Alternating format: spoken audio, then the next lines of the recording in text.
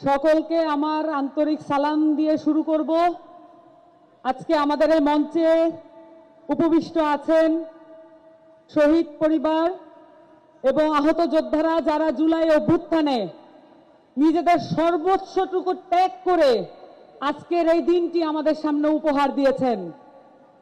আজকে 3 আগস্ট, গত বছর এই 3 আগস্টে আমরা একই সাথে এক বুক ভরা আশঙ্কা এবং এক বুক ভরা আশা নিয়ে এই শহীদ মিনারে অবস্থান করছিলাম। আপনাদের সামনে বলতে চাই, এই মঞ্চে এবং এই চত্বরে যারা উপস্থিত আছেন তাদের সাথে গত 1 বছরে প্রাণের সম্পর্ক গড়ে উঠেছে, কিন্তু ও সত্য এই শহীদ মিনারে গত বছর উপস্থিত থেকেও আমরা একে অপরকে চিনতে পারি নাই। কিন্তু এই গণ অভ্যুত্থান আমাদের সকলের প্রাণকে একত্র করে দিয়েছে। আপনাদের সাথে আমাদের এই আত্মিক সম্পর্ক কখনো মোছার নয়।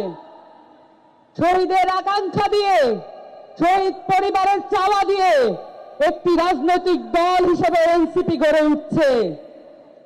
আহতদের পরামর্শের ভিত্তিতে এনসিপি গড়ে উঠছে এবং সেই সাথে প্রতিটি জেলায় যত ভাই বোনেরা রাস্তায় নেমে এসেছিলেন, যত শহীদ পরিবাররা আমাদের সাথে দেখা করার জন্য আকাঙ্ক্ষা নিয়ে বসেছিলেন, সকলের সাথে আমরা দেখা করে এসেছি। এবং আমরা এও বলতে চাই, আমরা বাতাসের আধ্যাত্মিক মর্যাদা বুঝি।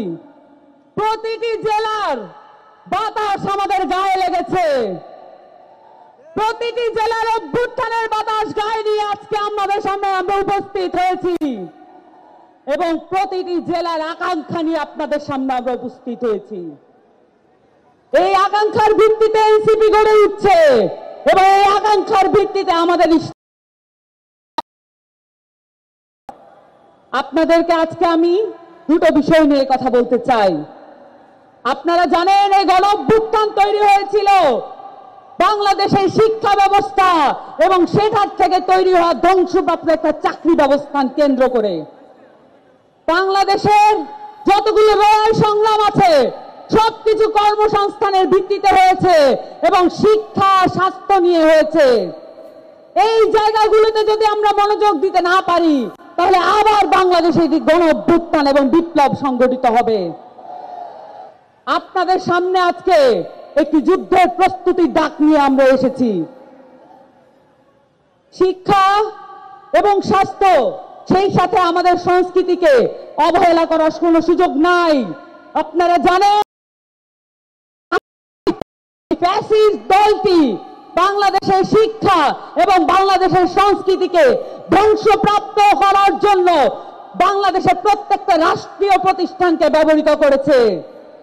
এই রাষ্ট্রীয় প্রতিষ্ঠানগুলোকে আমাদের মুক্ত করতে হবে। আমরা এটা জানি, শিক্ষার সাথে একমতের সম্পর্ক। আমরা আমাদের বাংলাদেশের নতুন উদ্ভাবনী ক্ষমতা একমতের সাথে সম্পর্কিত করতে চাই। বাংলাদেশের শিক্ষা হবে সার্বজনীন। এই শিক্ষা শুধুমাত্র কতিপয় ব্যক্তিকে জাতে উঠা টুলস হিসেবে ব্যবহৃত হবে না। এই শিক্ষা হবে প্রত্যেকটা মানুষের।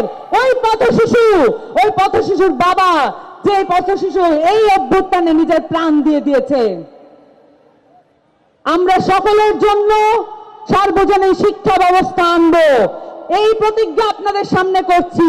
এবং সেই সাথে বাংলাদেশের এই আওয়ামী লীগ বাংলাদেশের সংস্কৃতিকে, বাংলাদেশের মাটি ও মানুষের সংস্কৃতিকে ভুলুণ্ঠিত করে এখানে রাষ্ট্রীয় রোশনালে, রাষ্ট্রীয় পৃষ্ঠপোষকতায় আমরা দেখেছি বিদেশে অনেক সংস্কৃতি আমাদের দেশে আনার চেষ্টা করেছে। আমরা দেখেছি বাঙালি জাতীয়তাবাদের নামে বাংলাদেশে একটি এমন সংস্কৃতি গড়ে তোলা হয়েছে যেখানে আমাদের মাইজ ভান্ডারি গান নাই, যেখানে আমাদের আব্দুল করিমরা নাই, যেখানে আমাদের রমেশ শীলরা নাই। আমরা এমন সংস্কৃতি গড়ে তুলতে চাই যেখানে আমাদের গণ অভ্যুত্থানের কথা লেখা থাকবে, যেখানে আমাদের গণ অভ্যুত্থানের সংস্কৃতি লেখা থাকবে। এবং সেই সাথে আপনাদের সামনে আজকে ঘোষণা দিতে চাই, বাংলার এই ইয়াজিদ শেখ হাসিনার বিচার আমাদের সকলে মিলে আদায় করে থাকতে হবে। এই আজ শেখ হাসিনা বাংলাদেশের মাটিতে বিচারের আওতায় আসবে। আমরা এই যুদ্ধের আহ্বান নিয়ে আপনাদের কাছে এসেছি, কারণ আমরা মাঠ ছেড়ে যাই নাই, রাজপথ ছেড়ে যাই নাই।